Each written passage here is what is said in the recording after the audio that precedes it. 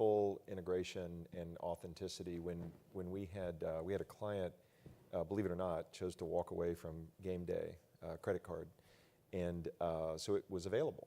And we had the CMO at the time, John Costello, had spoken to Ed Earhart about bringing an opportunity that was big and would drive weekend behavior and accomplish all these KPIs, objectives that John had.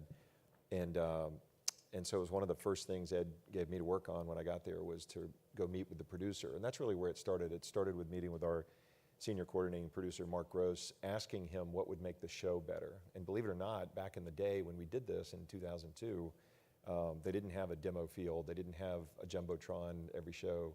They didn't have a bus that carried the talent around. The previous client would sign one talent, but not all the talent. And that caused tension. And so everything that we spoke about was how to make the show better for the fans and better content. And that's what led to the opportunities that were unlocked for the Home Depot, which broke a lot of ground. It broke, we had never had a logo on the front of a desk before that show.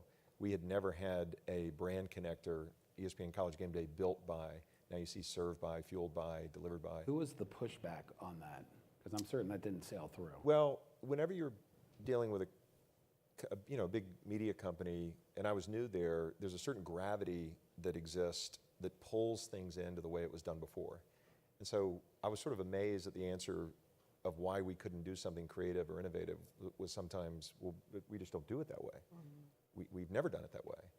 But when we sat down with the producer and he began to see a vision for this show, remember, he thought we might get like 1 out of these 8 things. We got 8 out of 8 because Home Depot really bought into the vision. When he understood that we wanted to make the experience better for the fans and a better show, they allowed us, to offer branding on the desks, bunting and branding around the Jumbotron, branding around the bus that Bobby the bus driver, drove into Pullman a couple weeks ago.